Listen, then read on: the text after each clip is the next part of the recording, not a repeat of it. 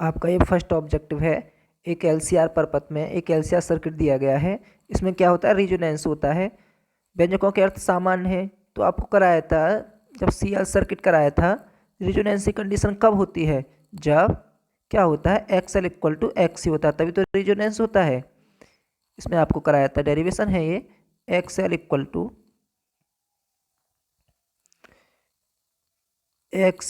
To x सी होगा, तभी तो रिजोनेंस होगा।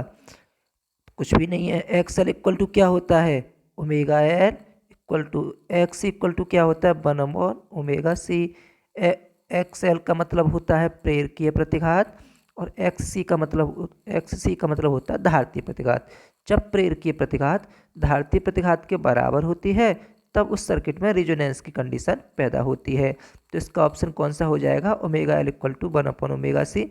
विकल्प ए ठीक हो जाएगा। ठीक है, दूसरा देखते हैं।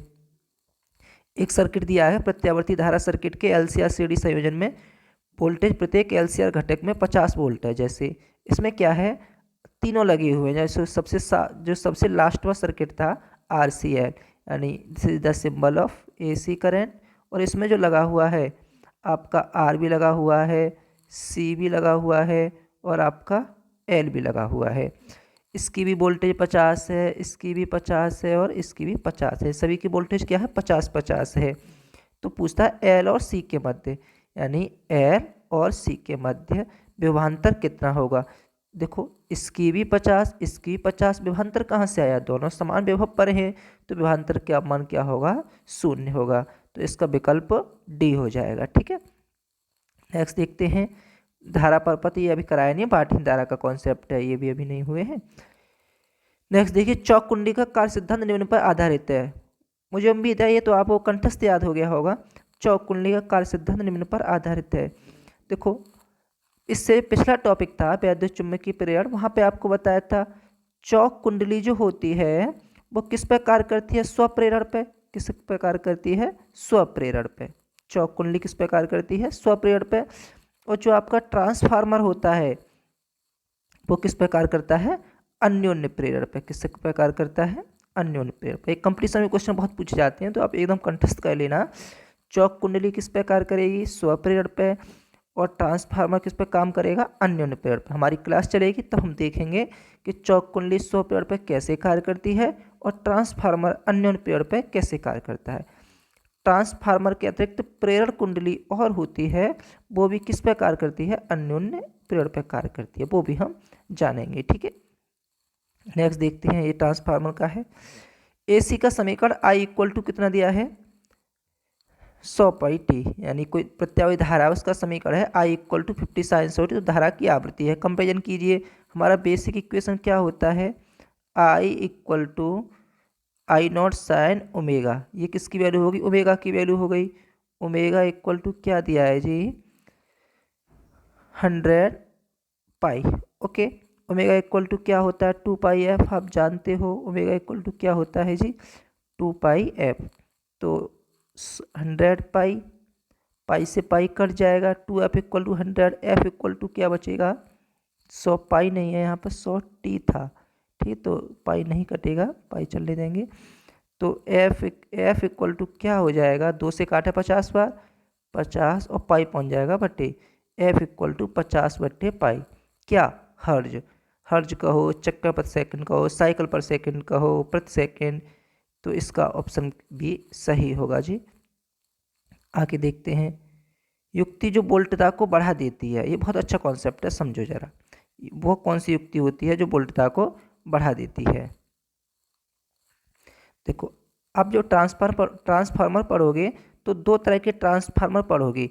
एक तो ऊंचाई, स्टेप अप, पहला पढ़ोगे आप ऊंचाई ट्रांसफार्मर, और दूसरा पढ़ोगे आप अपचाई ट्रांसफार्मर। ऊंचाई ट्रांसफार्मर और अपचाई।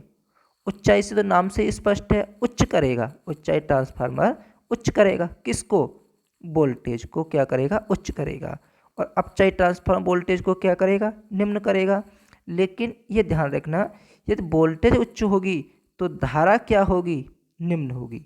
वोल्टेज उच्च होगी तो धारा निम्न होगी, अर्थात वोल्टेज और धारा में उल्टा संबंध होता है। यहाँ वोल्टेज निम्न होगी तो धारा उच्च होगी। युक्ति जो वोल्टता को बढ़ा देती है। वोल्टता को कौन सी युक्ति बढ़ाती है? ऊंचाई ट्रांसफार्मर। कौन सा बढ़ाता है? ऊंचाई ट्रांसफार्मर बढ़ा देता है। सिंपल सा है, कोई यार दिक्कत नहीं है। ऊंचाई ट्रांसफार्मर वोल्टेज को हाई कर देता है और अपचाई ट्रांसफार्मर वोल्टेज को लो कर देता है।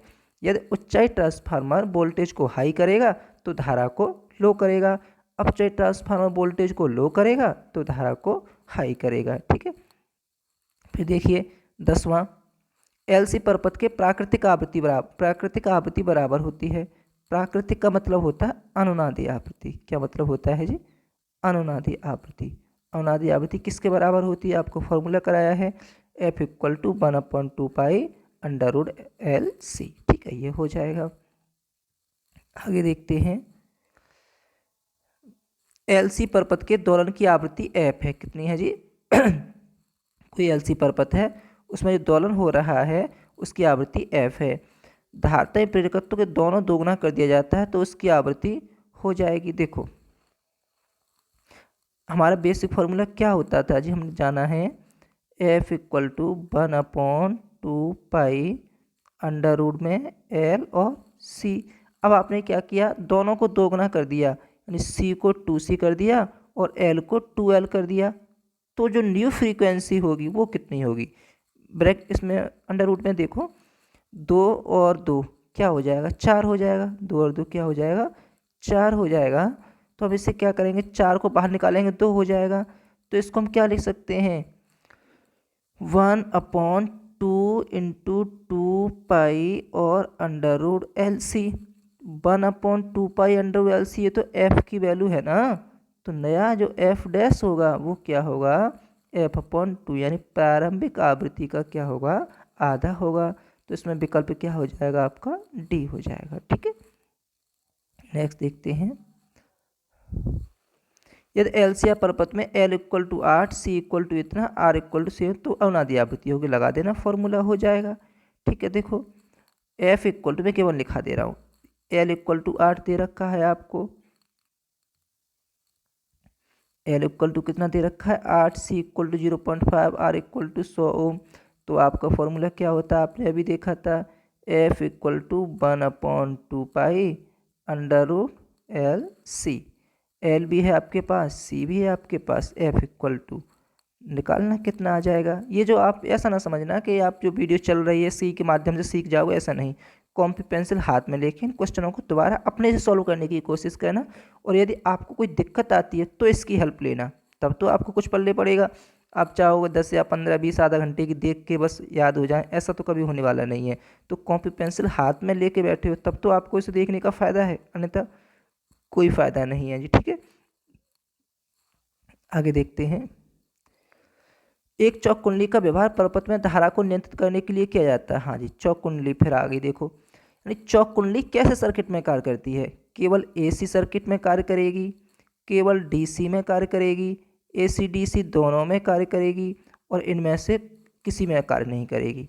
देखो सिंपल सी बात है, अभी अभी आपने देखा था चौक कुंडली स्वप्रेरण पर कार्य करती है, और स्वप्रेरण की घटना केवल AC सर्किट में ही संभव है, DC में तो हो नहीं सकती। इसका मतलब चौक कुंडली भी किस में कार्य करेगी? केवल AC सर्किट में कार्य करेगी। ठीक है जी, आगे देखते हैं, एक LCR परपथ की धारिता को बढ़ाया जाता है। कितना बढ़ाया जाता है?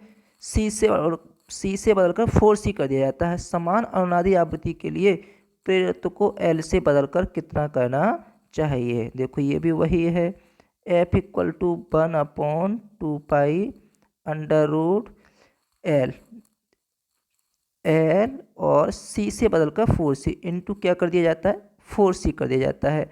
और मुझे क्या करना है? सेम फ्रीक्वेंसी लानी है। तो L को कितना है? यहाँ 4 का गुणा हो गया ना, तो L में क्या करेगा? 4 का भाग देना पड़ेगा। तो मुझे, यदि मैं C को 4C करता हूँ तो L को क्या करना पड़ेगा? L/4, तभी तो बैलेंस रह पाएगा। तो इसका विकल्प क्या होगा? आपका C होगा। इसमें विकल्प D दे रखा है, उससे कन्फ्यूज मत होना, ये L/4 ही है। ठीक है, ट्रांसफर आपको कराया नहीं है। हाँ, अपचाई ट्रांसफार्मर बढ़ाता है। अभी आपको बताया था transformer are 2 types, step up transformer, step down transformer. जो ऊंचाई होता है वो उच्च करता है, और अपचय होता है वो अपचयित करता है, निम्न करता है। अपचयी ट्रांसफार्मर वोल्टेज को क्या करेगा? अपचयी जो ट्रांसफार्मर होगा वो वोल्टेज को क्या करेगा? निम्न करेगा। उच्चाई उच्च करेगा, अपचयी क्या करेगा? वोल्टेज को निम्न करेगा। जब वोल्टेज को निम्न करेगा तो फिर अप किसे करेगा? धारा को अप करेगा। अपचयी बढ़ाता है, बढ़ाने का मतलब अप करता है किसको? धारा को। इसका विकल्प ए सही हो जाएगा। ठीक है, 17वां देखते हैं। एलसीआर परपथ में धारा के महत्तम मान के लिए होता है, यानी अधिकतम मान के लिए कोई एलसीआर सर्किट है उसमें धारा का महत्तम मान, उसमें एक विकल्प आपको लास्ट वाला सर्किट कराया है, सेकंड लास्ट छठवां सीएल सर्किट उसमें कराया था। When XL equal to XC, XL equal to क्या होता है? एक्ससी होता है, तब प्रपथ में प्रवाहित होने वाली धारा का मान अधिकतम होता है। एक्सएल इक्वल टू एक्ससी आपका क्या आया था formula? F equal to 1/2 under root L C, यही तो आपका बेसिक फॉर्मूला होता है। 2 को इधर ले जाइए तो 2 एफ हो जाएगा, ओमेगा हो जाएगा। ओमेगा इक्वल टू क्या हो जाएगा? 1/2 under root L C, omega square कर दीजिए तो 2 वो 2 इधर आ गया, omega square 1/LC, omega square 1/LC। इसका विकल्प कौन सा हो जाएगा? विकल्प बी सही हो जाएगा। ठीक है, चलो आगे देखते हैं। एलसीआर परपथ में आर एल तथा सी में वोल्टता क्रमशः वी आर वी एल तथा वी सी है, तो आरोपित एसी सोर्स की वोल्टेज होगी कुछ भी नहीं है। यानी एक ऐसा सर्किट है जिसमें तीनों लगे हुए हैं, जिसमें क्या क्या लगा हुआ है जी? This is the symbol of AC, यानी इसमें आर भी लगा हुआ है, सी भी लगा हुआ है और एल भी लगा हुआ है। This is R C L. तो परिणामी वोल्टता आई थी वी इक्वल टू, आपको ध्यान होगा वी स्क्वायर इक्वल टू हमने क्या किया था? वी आर का square plus V L difference V C का स्क्वायर। यदि आप यहाँ से स्क्वायर हटाओगे तो इधर अंडर लगा दोगे, तो कौन सा विकल्प हो जाएगा? विकल्प भी सही हो जाएगा। उसमें प्रभाव मुख्यतः वैसे जूल उस्मन होता है, लेकिन अभी आपको कराया नहीं है तो इससे भी कोई खास मतलब नहीं है, शक्ति गुणांक का कुछ नहीं है। हाँ देखो, ये भी देख सकते हो एलसीआर श्रेणी क्रम में ओमेगा कोणीय आवृत्ति का एक एसी स्रोत जुड़ा है। धारा का शिखर मान या महत्तम मान है, शिखर मान आपको कराया है, शिखर मान कहिए, आयाम कहिए, महत्तम मान कहिए। तो अभी थोड़ी देर पहले ही आपने देखा था क्या आया था, यानी एफ इक्वल, अरे कहाँ जा रहा है, एफ इक्वल टू क्या होता है जी आपका? 1/2 अंडर रूट एल सी। 2 को इधर ले जाओगे तो ओमेगा बन जाता है, ओमेगा इक्वल टू क्या बनता है? 1/अंडर रूट एल सी। ठीक है, ये तो आ गया था, तो यही आपका विकल्प क्या हो जाएगा? सी हो जाएगा। ठीक है, निम्नलिखित में से किसके लिए संधारित्र अनंत प्रतिरोध की तरह कार्य करेगा? हाँ, अच्छा क्वेश्चन है, जरा देखना। देखो, संधारित्र क्या करता है? कैपेसिटी को बढ़ाता है। संधारित्र हम जब किसी हम एसी सर्किट में संधारित्र को लगाते हैं तो वो कैपेसिटी को बढ़ाता है।